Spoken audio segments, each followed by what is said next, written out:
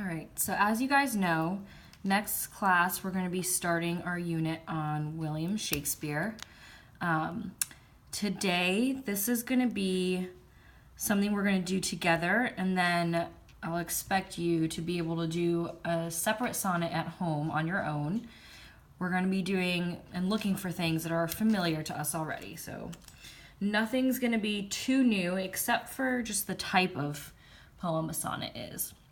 So the first thing we're going to be looking for is going to be the poem title and author. That one should be fairly straightforward. The second thing we're going to be looking for is the poetry structure. And that's what we went over 2 classes ago, so it should still be fresh in your minds. The third thing we're going to be looking for is the rhyme scheme. Perfect. And the last thing, and this we went over in class, but I'm going to do some on here as well for you, and then you're going to finish the rest of it on your own. So we went over iambic pentameter.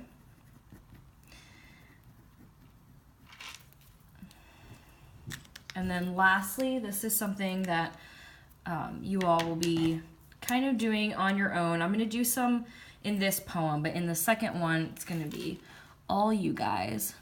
So the last thing, and this is what's important when we're going to be going over Shakespeare, is we're going to be trying to interpret the poems. And that's going to be done line by line, but I'll show you a little bit of that in a second. All right, so first we're going to start with poem, title, and author. So here we have Sonnet 18. I'm going to guess that this is the title. There is a title under here, Shall I Compare Thee to a Summer's Day? Is this the title, or is this just what it's commonly known as? That's something I want to dig into a little bit deeper. And then the author, let me scoot up here. The author is going to be William Shakespeare. And then we have some dates here. Is this, I guess, the years of his life, or are these years he was writing? Who knows? That's going to be something that I want to look into a little bit more. All right, so we found that. Fairly simple. Next, we're going to have poetry structure. So we went over the elements of poetry structure, and we've got, let's see, some of them are stanzas, couplets, quatrains, just to name a few. And this one actually is not the best example. It is kind of all together in one sonnet here, but the example that you guys are going to have is going to be broken up. So I'm going to do it here just because I already know. Your copies, it will be much clearer. So here we have the first quatrain. We have 1, 2, 3, 4. Here we're going to have the second quatrain. Here we have the third and last quatrain. Again, 1, 2, 3, 4. And then lastly, this one's a little bit easier to see. This one's going to be your couplet. Great. So then we're going to be looking for the rhyme scheme. And if you want, sometimes the rhyme scheme will make it easy to see what your poetry structure is. Again, I only started with the structure because this poem isn't broken up as such, so I wanted to do it so you guys could kind of get an idea. So, rhyme scheme. Day, temperate, May, date. Temperate and date, this is an older piece of writing, so they might have spoken it a little differently to kind of make it work. I know sometimes we hear that a lot in songs on the radio. So we're going to say day and May and temperate and date. So let's name that A, B, A, B. And this is how I want you guys to mark it on your papers as well. Just do it by letters like we've been doing. Shines, dimmed, declines, untrimmed. Do these rhyme with these up here? No, I don't think so. So they're going to be new rhyme scheme. So C, D, C, D. And then fade, oest, shade, growest. It's kind of an interesting way that those words are spelled. So I want to come back to that. But do these rhyme with any of these words up here? No. So this is going to be E, F, E, F. And then we have our couplet at the bottom, which as we know, couplet is 2 end rhymes consecutively in 2 lines. So we have C and thee. Again, not rhyming with anything. So it's going to be a new G and G. So there we have our rhyme scheme. So next we're going to do iambic pentameter. With iambic pentameter, you remember there's going to be iambic feet in each line. So I'm only going to do the first 2 lines, and I'm going to expect you to go through and finish it before you move on to your interpretations. So let's read it. Shall I compare thee to a summer's day? If you read it that way, it makes it really easy to find the stressed and unstressed. So shall I, shall is unstressed. Let me write it over here.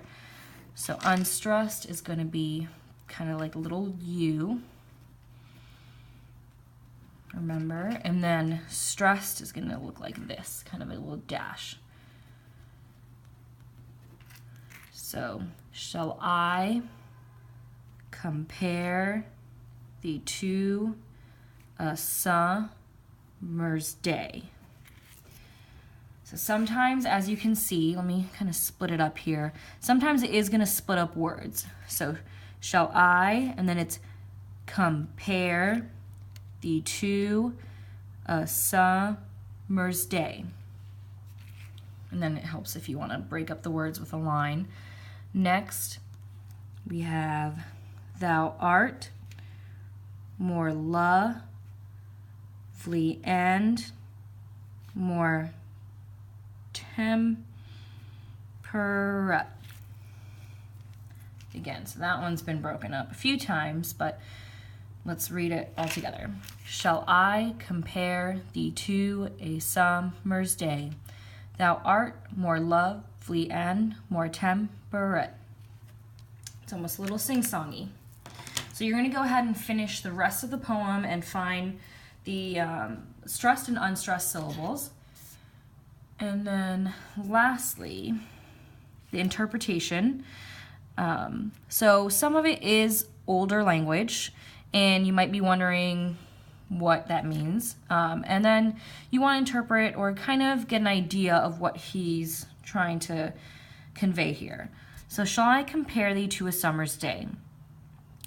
Thou art more lovely and more temperate. Rough winds do shake the darling buds of May, and summer's lease hath all too short a date. So it seems like he's comparing someone, probably a woman or some lovely lady. Rough winds do shake the darling buds of May, and summer's lease hath all too short a date. This one, I'm not quite sure what exactly this line means, so I'm going to have to further investigate that. What is summer's lease? And what does it mean to have all too short a date? And then even hath. I want to double check and make sure that I know what that word means. Sometime too hot the eye of heaven shines, and often is his gold complexion dimmed. And every fair from fair sometime declines, by chance or nature's changing course untrimmed. So sometime too hot the eye of heaven shines. Eye of heaven, too hot. What could that be? Could that be the sun maybe? And often in his gold complexion dimmed.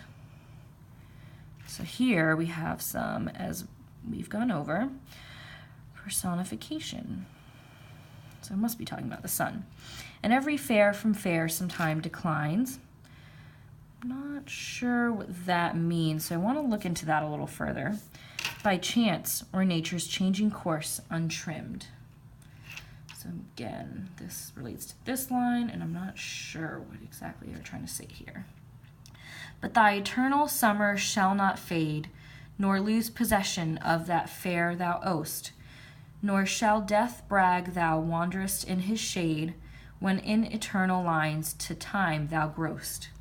So this is something, I already kind of marked it, but this is different.